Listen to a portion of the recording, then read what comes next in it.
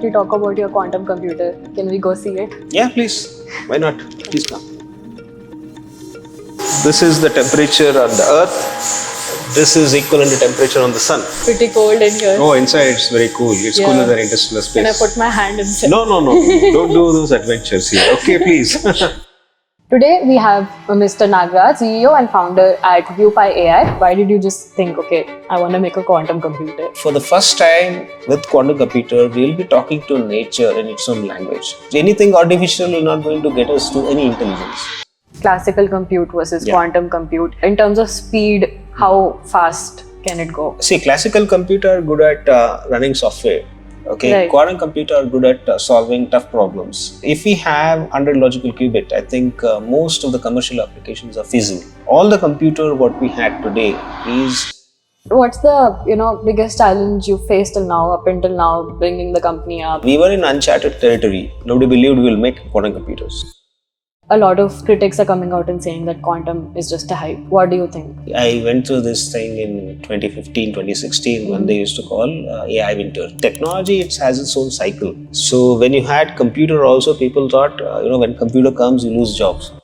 A lot of these, big companies that are delving into quantum are based out of US. Then China is also doing a lot of developments in terms of, higher and higher qubits of quantum computers. How soon do you think India will, establish itself? It's not only the. Hi everyone and welcome to another episode of Tech Talks. Today we have Mr. Nagaraj, CEO and founder at QpiAI. Let's welcome him. Hello sir. Thank you. Thanks, Sanjana. So for our audience, could you give us a two-liner as to what you do? So at QpiAI, we do intelligence modeling, intelligence compute. That means, in the simplest term, AI and quantum computing. Okay, It's in the name. Q for quantum, Pi for our team, human ingenuity, and AI for artificial intelligence. So basically, we're vertically integrating these two, and we have built India's most powerful quantum computer. It's 25 qubit machine. All right. So I believe you've recently, secured funding Yeah. for, further operations. Could you elaborate a bit on how much the funding was? What are you planning to do ahead with that? Sure. So we secured $32 million funding, Series A. Okay, we just closed. Previously, we closed around $6 million. With this funding, we moved towards utility scale quantum computer. Next year, we're going to announce our first logical qubit, and then we actually also will expand globally. We have a center in US and Finland. We have presence in US and Europe. Next, we're going to expand in Middle East and Singapore. These are the two places we want to expand next. Let's break it down. What are qubits? What are the types of qubits? What are we looking at? Yeah, so basically classical bits works on 0 and 1. Qubits work on what we call as a blot sphere, where it can take any value between 0 and 1. And when they're in superposition, they are both 0 and 1. Okay. Right. So that's a qubit, which is generic qubit. And there are many types of qubits. You have, spin-based, superconducting-based, and then there are diamond vacancies, and there are photonics, and there are neutral atom-based. So we are working on solid-state electronics, that is basically spin, superconducting, photonics. These are all solid-state. That's a chip. Others are based on certain other materials. We work on solid-state qubits. And what logical qubit means that the error rate is less than 10 power minus 6. That is 1 in million is error. Today, if you look at all the superconductor based qubits, it's around 10 power minus 2 to 10 power minus 3. So those are the things we will be actually working towards, 10 power minus 6. So if we have 100 logical qubit, I think most of the commercial applications are feasible. Feasible at a production scale. When we look at classical compute versus quantum compute, in terms of speed, how fast can it go? See, classical computer are good at running software. Okay, Right. Quantum computer are good at solving tough problems. See, you have to understand there is a paradigm shift in terms of quantum computing. So all the computer what we had today is talking in the language of man-made data. See, word naturally is not digital. We created digital, right? So the natural data is, for example, if you take the molecules and the drugs and the materials, they talk in terms of quantum mechanics. They interact in terms of quantum mechanics. And if you look at even like if I need to create a precision medicine, that's really quantum mechanics based. Okay, all the reactions. So for the first time with quantum computer, we will be talking to nature in its own language. So these are the things that quantum computer can do, where classical computer it's almost not feasible. Right. So, what is a quantum computer exactly? How does it work? Yeah, quantum computer is based on quantum mechanics. It works on two principles. One is the superposition and another is entanglement. Right. Superposition is it can stay in any state between 0 and 1 at the same time. That is superposition. Entanglement is the two qubits are always entangled. If you operate on this, this will also get operated. Okay. Okay, you don't need to operate on this. You can say what the value of this qubit by just measuring this. Okay. Okay, so the qubit They can work be in sync. yes, they can be one qubit here and one qubit somewhere in some part of universe. You can change this qubit to understand that qubit. That is called entanglement. So, through entanglement is sort of how, let's say, quantum communication would work. Communication is different. Communication can also work through teleportation. Okay, Right. and there are other mechanisms. Entanglement is when you do a lot of operations. You can know the value of this by measuring value of this. That will help in computation. Computation kind of thing. Alright. Entanglement can also work in some kind of teleportation. Right. Yeah. All right.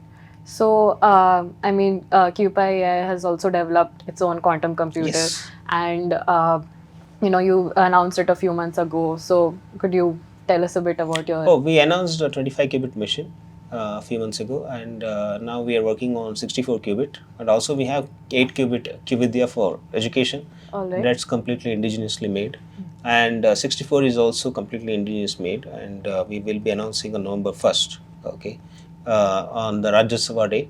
Right. Okay, we'll be announcing the chip name is Kavi. We kept it in the honor of Bengaluru and Karnataka, where the company is domiciled. Okay, That's so that will be announced on November 1st or November 3rd, depending on who will announce it.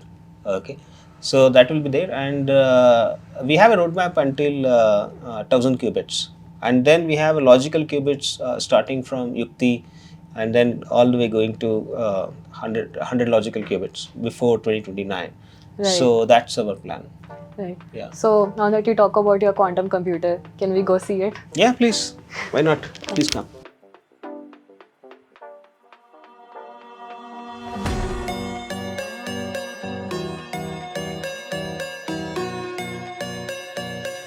It's a 25 qubit machine. So basically, this is a dilution refrigerator. The reason it's called dilution, the temperature here to here, the difference between these two is same as difference between the Earth and the Sun.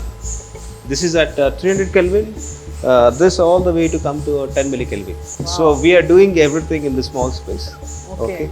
So that's the difference. And if you look at this, this is the temperature on the lowest part where the chip is, and this is all the way the highest one. Okay. I see. And that happens because the heat exchanger inside the fridge. And this is the entire cryogenic system. Okay, and I'll explain from here. This is a nitrogen, and then there is a helium tank here. This is a closed loop compressor where it works on a helium, helium 3, helium 4 mixture. Okay, this actually keep on circulating this to cool the fridge. So basically, superconductor has something called as a critical temperature. Okay. Where the current will become infinite and resistance will become zero, ideally. Okay. So the critical temperature for the chemical what we use in the chip is niobium trinitrate. That's around 7 to 10 millikelvin. Okay. Suppose we get a high temperature superconductor on which chip is made. Yeah. Like for example, if it's it goes from 10 millikelvin to 4K, 4 Kelvin. This will become as big as coffee machine, as small as coffee machine. So then we don't require this big chiller and compressor and all. But to achieve that high temperature superconductors, we are still not there yet. Right. Okay, because when we go to higher temperature, the noise increases, and we don't have the materials currently which can really work at higher temperature. Right. If you do the higher temperature superconductors, I think all the things will become smaller, miniaturized.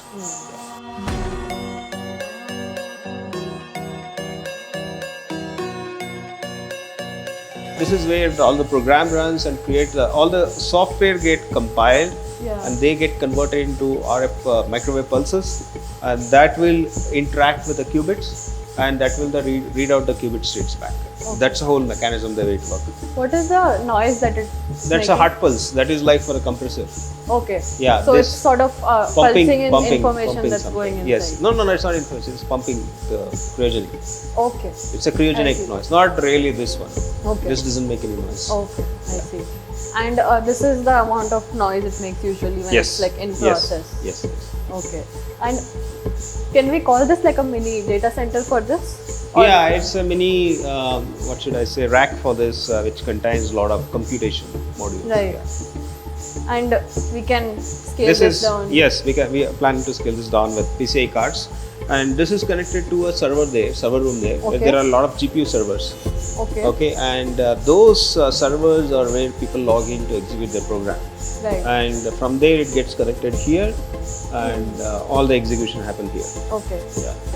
Yes, pretty cold in here. Oh, inside it's very cool. It's cooler than interstellar space. Can I put my hand inside? No. Don't do those adventures. Can we open this? No, not now, because it takes lot of time to cool it down and warm it up. Yeah. Okay, so we have not opened it for last 6 months. Oh, it's been shut since last 6 months. Yes, no, it's not shut, it's working. We didn't shut it down. Shut it down is opening. Shut it down is opening. Yeah, we have not done that. So if I were to ask you to shut it down and open it now, yeah, you can't have. No. All the developers we are working on, they'll be so angry on me, so I can't do that. It takes 2 days to warm it up, and then again 2 days to cool it down. So when we have time, we'll do some time. Yes. Yeah. And I also see that this is in open, right? So people sitting there are just seeing purposefully the so. quantum computer. Yes. In Yes.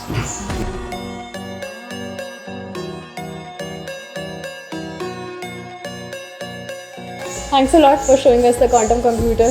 It's pretty fascinating to see how it works. Sure. And even the demo that you guys showed. But Yeah. I do still have a lot more questions for you. Yep, we I can- wanna know Yes. more about Sure, how this please. is coming into Yes, the real yes. world. Please, So yes. let's head back. Thank you. And, Please come. So that was a wonderful experience. The Thank you. computer is looking really efficient, and I think one of its first effort in India. It's going to take a long road ahead. Sure. So definitely that is there. Yeah, you're just getting started, but a lot more to come. We'll see farms of this quantum computer. Right. Okay, both at our partner place and at our place as well, at the lab. Right. Yeah, so there are a lot more to come. Yeah. So let's talk about you a little bit. You worked at Qualcomm before. You've built chips at Nvidia. You've been working in all these big tech companies, helping out in the developments, and then you left all that and you got into entrepreneurship. And for quite some time, you were in multiple domains like semiconductors, quantum, AI, and even telecom for some time. So I want to know what was like that moment. Why did you just think, okay, I want to make a quantum computer? One of the things I understood in 2012 is 2012 to 2016, 2015 maybe, yeah, when DeepMind actually playing this Atari, I thought AI would not stop. Okay, so then there was a talk of AI winter, saying AI will not work, that will happen, this will happen, and then technology will not work. Then now it came AI summer because of ChatGPT, right? So That was LLMs and 2022. agents. Right. So I envisioned agents way back in 2016, where you can see my patents on agent-based compute. Okay, so I built a computer based on agents then. Okay, but there were a lot more problems to be solved then. So what I think is it's not only the computation that has to improve, because we are getting a data which is completely different. Right. So there's a quantum data, right? So quantum data is very different from classical data. Right. So it has its own format. The way data is structured, it's very high dimensional data. Quantum data is very high dimensional data. So classical computer actually cannot really process the quantum models of the quantum data. Right. So we do require quantum computers for that. Okay, it's very clear why the quantum computer in the first place is named. Yeah. So that's the reason we require quantum computers. And what happens with classical computer when they work on a quantum data or a quantum model is that they tend to be slow. Okay. They tend to be very slow and they consume a lot of energy. So our next frontier is, we are working on the data which is digitized. Right. And although people scream like you have a huge amount of digital data, zettabytes of data, all those things are fine. But when it compared to natural data, which is mostly quantum data, Right. this is very small. This is like minusculously, it's very, very small. So if we need to advance AI, and we need to get, I would not call artificial, I would call super intelligence, just super intelligence. It's not ASI, it's just SI. Yeah. Okay, if you want to get SI, you need to really work on quantum computers. Yeah. It's not going to anything artificial will not going to get us to any intelligence. Okay, Right. so if we can understand the nature well through quantum mechanisms, through the quantum language, I think we can really get super intelligence. And that's what made me to really start QpiAI with combining AI and quantum, and what I call it as creating SI, that is super intelligence, right?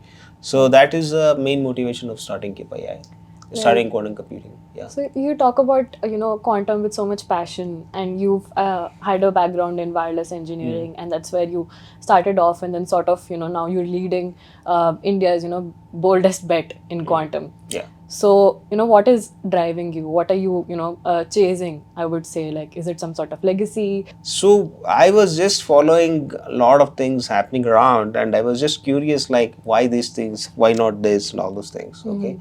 Then I thought, like, we should do something in quantum which should really improve our lives. Okay, that was the only intention, because money wise I was done.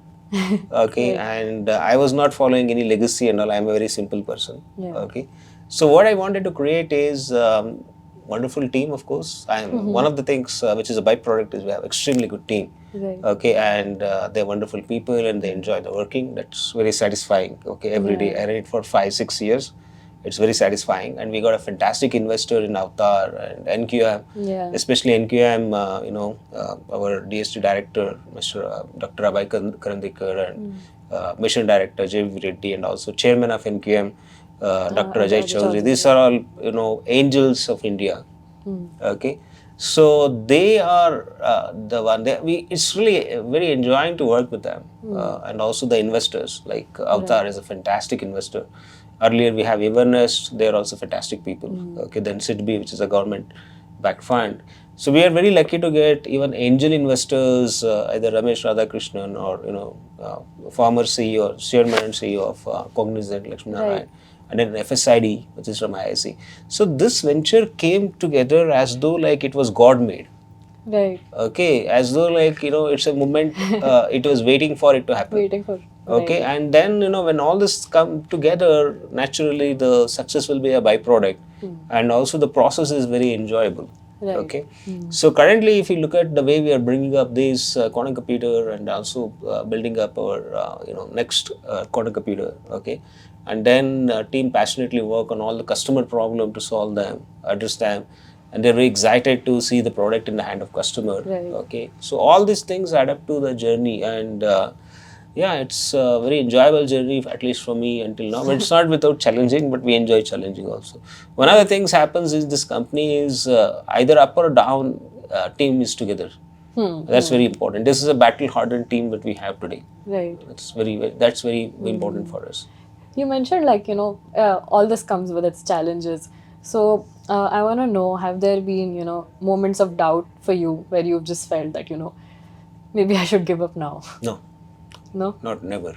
Because I didn't have any plan B. I just need to work on this. Nothing else. Every morning I need to come and I just need to work. I never had any plan B or never any self-doubt in all the 6 years. Okay, so if I had that, this company would not have survived. Okay, so we never had any self-doubt. None of us actually. None of our VPs or leadership. Never. What's the biggest challenge you faced till now, up until now, bringing the company up, getting funding, all those things? What's the biggest challenge that's been? See, sometimes what happens is the challenges are not something of a conventional sense. Right. Okay, it's more like something like psychological. Okay, or it may be something of inspirational. Okay. So basically the challenges we faced was we were in uncharted territory. Okay. Right. Nobody believed we will make quantum computers. Okay. So that's not a challenge, but I have faced these things multiple times in my life. Okay. So that's not a challenge for me. But the bigger challenge is really, I would not call it a challenge, but it's like blessing for us that we have such a team. Yeah. Okay, so it's not challenge because they faced all the challenges, and together we faced all the challenges. Right. But the good thing is we knew that the team is so inspired that just 7 people who are the VPs. Yeah. Okay, so they really got out and solved all those things. Without which I think we couldn't have achieved anything. Right, Yeah. right. So, I mean, quantum is technically sort of a newer field for people in India. And even though that kind of talent is there, we have a lot of skilled technical talent. Quantum is comparatively a newer field. And you yourself have, developed into quantum, not originally from a quantum background. Does it ever feel like, you're outsiders and like to get into the field, it's difficult? See, when I started quantum computing, state of art was 3 qubits, 4 qubits. Right. And there was a spin qubit that I was going after. In your same magazine, you were my interview then, back in 2019. So, quantum requires many skills. Right. Okay, you need cryogenic skill, software skill, then fabrication skill, and that chip skill. Right. So, among all these things, we have people who knows many of them for many years. Like for example, semiconductor, entire life I did semiconductors. No? Right. This understanding chip is no difficult, right? Right. And cryogenic, yes, I think from basic thing I was reading a lot of things about cryogenic, right? And cooling and all those things. And what next comes is the fabrication. Anyway, we know the fabrications, right? Right. So it's not about knowing a particular domain, but also it's about the context of the domain is very important. Right. So basically what happens in semiconductors and AI is very relevant to quantum, because when you actually calibrate a quantum circuit, superconducting circuit, you have to actually do AI, machine learning. Right. It's a natural process, okay? Definitely. And then now we are using AI to fabricate the qubits, right? So it's not the insider versus outsider. There's no insider versus outsider here. Right. Okay, in fact, if you look at Manjunath, he did only quantum computer entire his life. There are other people who are PhDs and postdoc in quantum circuits. Right. Okay, so we have around 25 PhDs. Out of them, 20 of them were from either physics background or quantum computing or cryogenics, right? And there are a few people with quantum chemistry and other things. Okay, so in that way, it's not that difficult kind of thing as a So domain. you would see like a domain expertise is what you need to have when you're getting into, let's say somebody Yes. new getting into quantum as a Yeah. field. You have your domain expertise and Yes, then yes. you move along and learn quantum along the way. But application part of is your domain expertise. No. Quantum physics is no new thing to me. Yeah, Right? right. So quantum physics I've been studying for a long time. See, what happens is you need to know fundamentals. So if you see quantum, because I was studying quantum physics, in fact, I got into engineering just because of physics. I got into Right. electronics. Okay, quantum physics is not new, and anybody knows quantum physics, understand quantum computing. So if you don't have that background, it is difficult. Right. Okay, because you don't understand the things properly. So using quantum in, let's say, simulation processes, how is that, looking at in the industry? Oh, it's very promising, because we can do a lot of simulation, like for solving a partial differential equation. Right. Okay, quantum can do much better than the classical computer sometimes, because we have to do a lot of approximations there. Right. Right. So in that way, yes, quantum is very promising in simulation, and simulations are full of all the calculus, right? Everybody is talking about quantum recently, and it's not just the word itself but multiple applications of it, like in computing, in communication, in entanglement, and all sorts of domains. And in that, a lot of critics are coming out and saying that quantum is just a hype. So what do you think? Yeah, I went through this thing in 2015, 2016 when they used to call AI winter. Right. Okay, so technology, it has its own cycle. Okay, so when you had computer also, people thought when computer comes you lose jobs, Yeah. correct? So hype, the quantum critics can say that, see, it's like this, word has to have this. Okay, there has to be critics. Okay, otherwise system will become unstable. Definitely. Okay, there's always negative feedback system is stable control system, right? Yeah. So what happens is you will have always there is a time between when technology matures and when technology is ascending.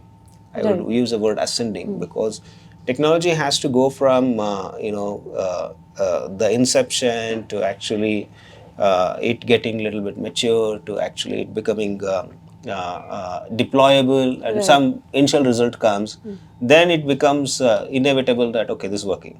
So nobody can deny that AI is not working now. I used to have it. I used to have a phase in my life when people used to say that AI will not work. Okay, it should fail. It has to fail. Yeah. Then AI worked, correct? So similarly, there is a hype cycle going on in quantum. People say that it may not work, but it's very simple that you cannot actually do certain things without quantum. So, so it's inevitable that quantum computation has to come. There's a lot of people in the industry that are prominent talking about how long will actual quantum computing take to come into real world applications. So there are people like Andy Jassy from Amazon and Bill Gates who talking about how this is not like too far. It will take 3 to 5 years and not it will come Gates, soon. Satya Nadella. Satya Nadella also. Yes. Yeah. Then there are people like Jensen Huang who has said that this He may retracted it. Retracted it. Yeah. Yeah, so it's not like a short game. He said it will be a longer game. Yeah. So what do you think? There's this debate going on of like, See, 5-year game or like I understand. 10 years. We at the company level, we have clear roadmap on our website. Right. Okay. So we see that there is no disagreement on this. If you have 100 logical qubit, quantum has entered the commercial place. That's it. Okay. And according to us, the roadmap is 2029, 2030.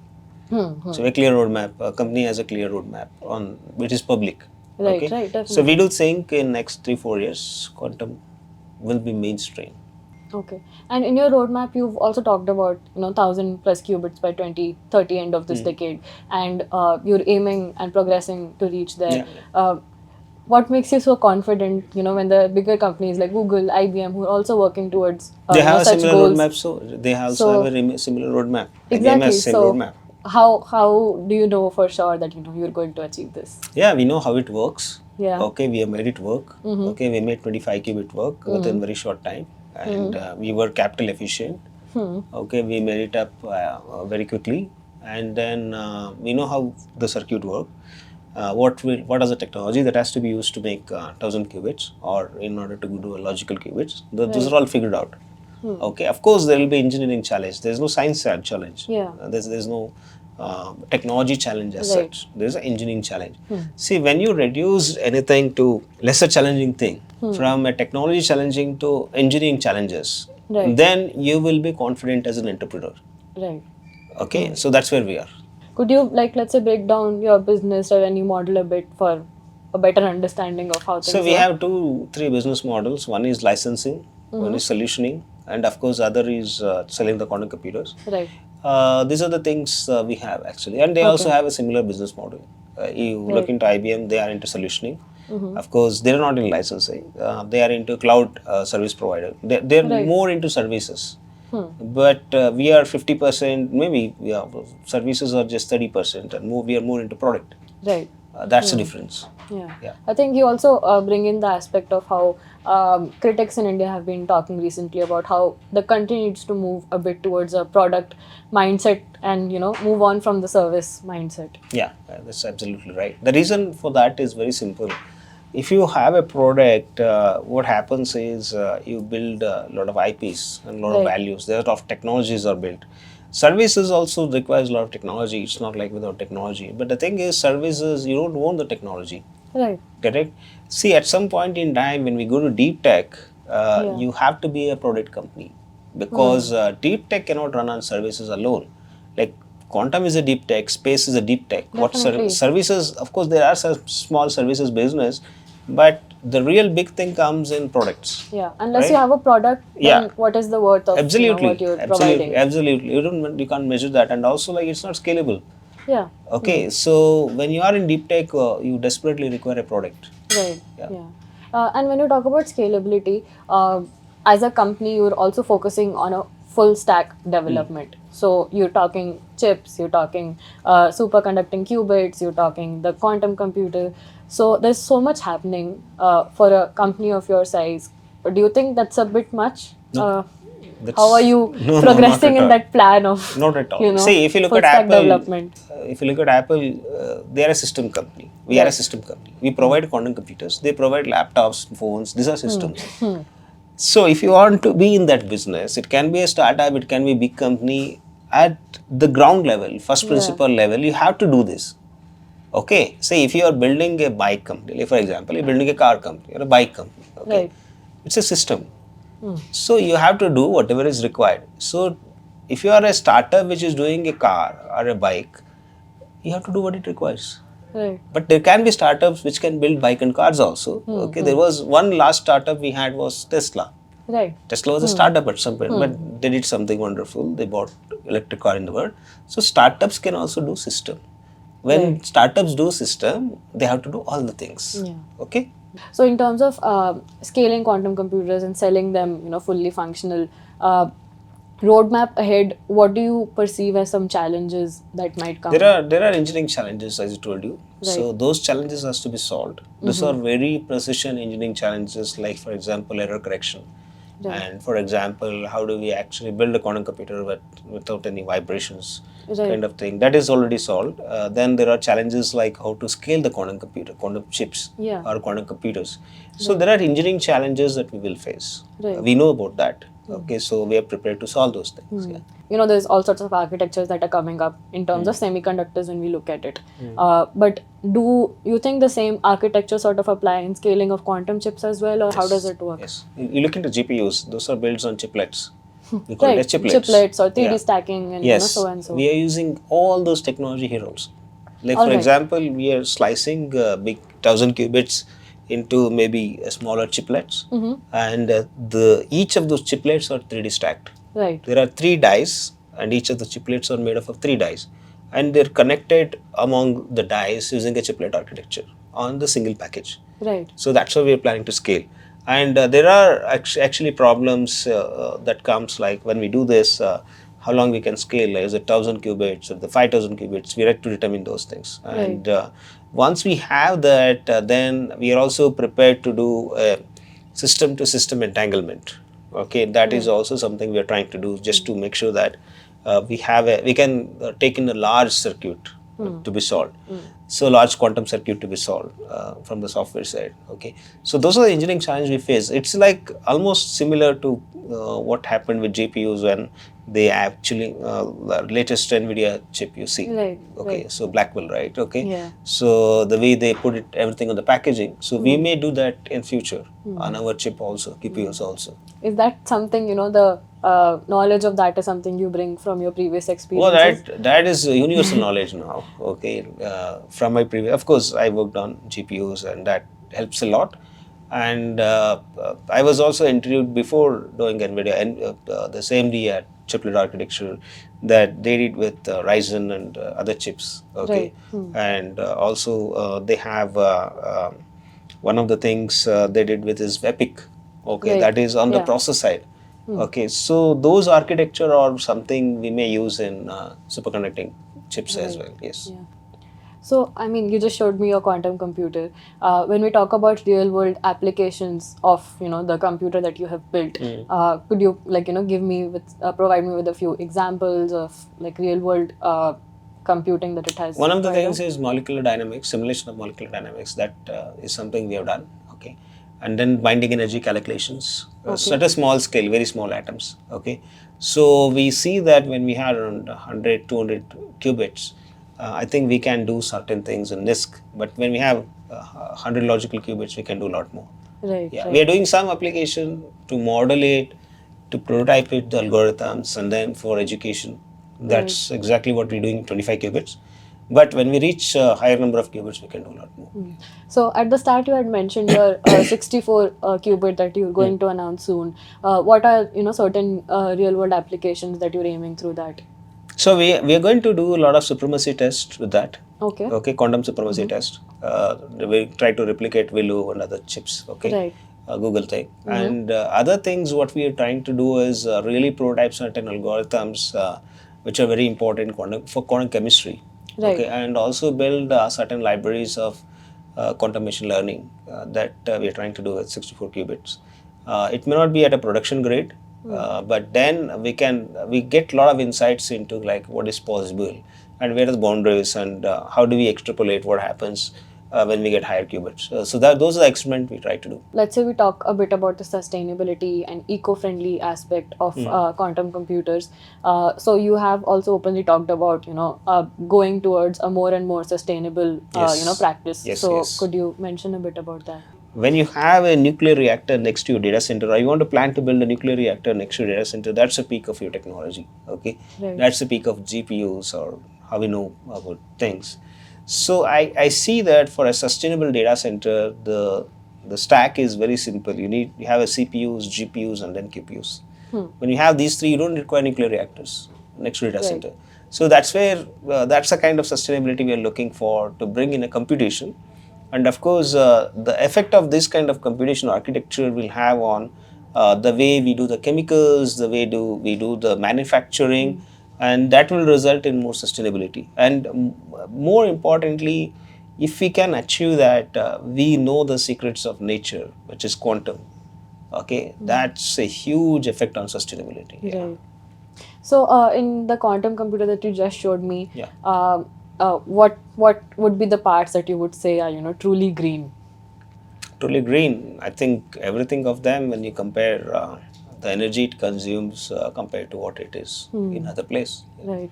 And the conditions in which you put a quantum computer, there's temperature differences, etc. How do you make sure that such practices are eco-friendly? Because Yes, I yes, feel it's a yes. lot difficult to maintain a certain temperature and still be Yeah. eco-friendly with See, that. overall carbon footprint of a quantum computer is very less compared to classical if it is functional in some workloads. Right. Okay. So quantum computer consumes energy when you cool it down. Mm-hmm. Okay. And after you cool it down, it doesn't consume much energy. Right. First time cool it down, it consumes a lot of energy, and after that, it doesn't consume Then much. it's just to maintain Maintain the Okay. temperature. But then if you look at other processors, what happens is you have to run the coolant and you have to switch on the fan all the time to just keep it running. Okay, Right. so that may be an advantage once we make the quantum computer functional. That is, you take it to production. Right. Okay, so let's move a bit to understanding the larger picture in the global scenario and where the country places. So where do you think India actually stands in the quantum race? See, one of the things about quantum is, unlike semiconductors, right, we're not isolated. Right. Okay, so and other things in quantum, what is happening is the pace of technology advancement is very secular. Right. Like you can see China advancing, US advancing, Europe advancing, and also India, we are there to really get this thing ball rolling, right? So in that way, it's more secular than actually isolation. When semiconductor happened, like first transistor was invented in US, then the fab came in US, but it shifted to China later, and China took over the manufacturing. I think this is more secular, like AI. Of course, AI is also focused more in between China and US. It's not really Pretty Europe. much, yeah. Europe, it's a little bit lesser because of the regulations, or I don't know, the kind of environment. But then, if you look at quantum is not really behaving in that way. Okay, Right. so yeah, it's a nice environment for quantum. Yeah. I think to an extent, a lot of these big companies that are delving into quantum are based out of US, and then China is also doing a lot of developments in terms of higher and higher qubits of quantum computers. How soon do you think India will establish itself in Oh, we this have and yes, we have roadmap 64 qubit is Yeah, coming sure right. very soon.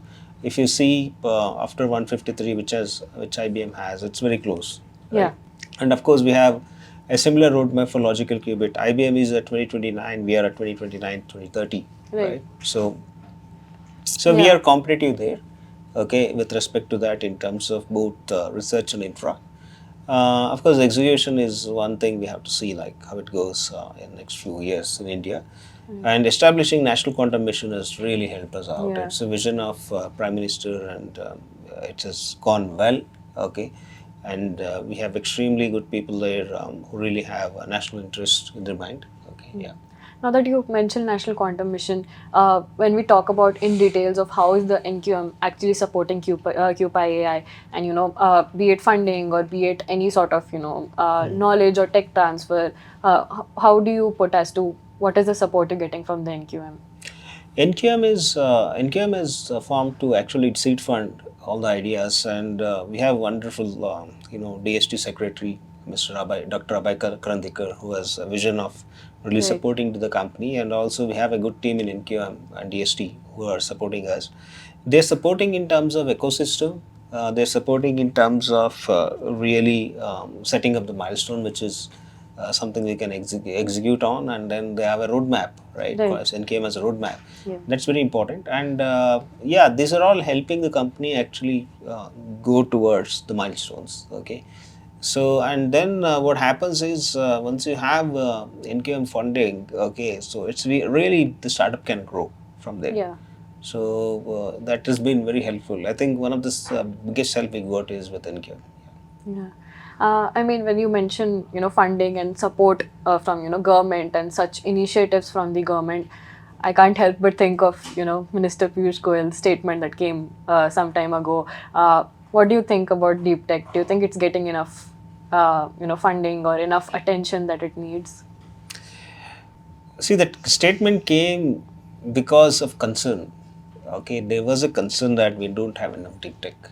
That's a statement about. Okay, you have to take it in essence, right? Yeah. So it's more like challenging everyone, saying do more deep tech. Yeah. That's a message. So we have to take that in that spirit. And then if you look at what has government done, if you look at, they allocated 1 lakh crore or 1 trillion crore for the RDI and right. other things, correct? So government is doing its bit, correct? And we have startups coming up in various sectors. There are a lot of deep startups, but of course, yes, you need more listing in India on NSE. Okay, and you need more startup actually booking revenues and making sure that it's in a value chain of our enterprises. Right. Okay, that is something we're going to see in next 5 years. What do you think of academia, government, startups, big techs, collaborating, partnering? What about you? Who have you been partnering with? How has it been? Oh, we have partnered with ISC. ISC is our shareholder also, okay, Right. through FSID. And they are our ISC, Triple IT Dharwad, VTU, and then we have IIT Kanpur. These are our big partners. Sometimes we also did a proposal with IIT Delhi, right? So academic partnership has been smooth for us, okay. And then you come into industry, of course, we have a news with L&T. Yeah. Okay, that's a Definitely. big partner for us, and they've been very supportive. I think ecosystem is good for partnerships, and interests are aligned, and we have a single vision of making this commercialized and have a technology here. See, what happens with quantum, which never happened with any technology, is that it's a national security issue. Right. Because you have quantum, you don't have quantum, makes very different things for a nation, either in terms of your industry verticals or through defense or through scientific research. A lot of there's a lot of difference that it can make, and all the governments across the world has woken up, and there is a really good push from the government. Even enterprises, they realize that this is a something very paradigm shift, and they are also supporting it. Academia, as you know, like they've been doing all this while. They have done a wonderful job in India. Okay, they continue to do that, and that's where this what do you say as tailwind coming into quantum computer. Right. There is a lot of support, and we have interest aligned and incentives aligned, and also everybody has their jobs well defined. Yeah. Definitely, yeah. Yeah. I think another question that comes to my mind. Previously, we were talking about IPs, and you said you want to provide so and so products that will get you more and more IPs. But in today's world, open sourcing is becoming such a big thing. How do you plan to protect your IPs in a open source race, to say, especially with countries like China? Certain amount we have to open source. It's not like we are open stack company where everything is open. But the thing is, where it comes, the hard science is something cannot be open source because there are not many people who can operate it. right? Like for example, large amount of parts which goes into quantum computing cannot be, I mean, there's no meaning in open sourcing. There's no enough people can do that. See, if you have a software, application software open source, it makes sense. Even the system software open source, it makes sense. Even the system is open source where people can plug in the controllers and other things differently, it makes sense. But then the core technology of making quantum computing work, there are not many people who want, a lot of people don't want to do it because they can't do it, right? So the company QpiAI is just working on certain things where it is very difficult to do. Right. And those are our IPs. Of course, we'll be building a community. We have 20,000 people on our QpiAI Explorer, 20,000 plus who are learning from us, right? So that's a kind of thing, community we are building. And also we make sure that we collaborate with a lot of companies and we share our ideas with them. We share ideas with academia. Okay, we share ideas with our senior partners like L&T. We share ideas with our customers like, you know, a lot of these people who are there, okay, 20 of them. So those kind of collaboration is something we see. And also like some of the things we may open source also, like for example, if there is an application that can run on quantum computing, we'll open source it. It's a large scale application where, you know, there will be like, 10 million users. We definitely want to open source this because our aim is to make sure that people use more and more quantum computers. Okay. Right. So in that way, yeah, we have a clear, roadmap for open source as well as open systems, as well as actually building the core IP. Yeah, All that's right. it. Thank you so much for sitting with us today.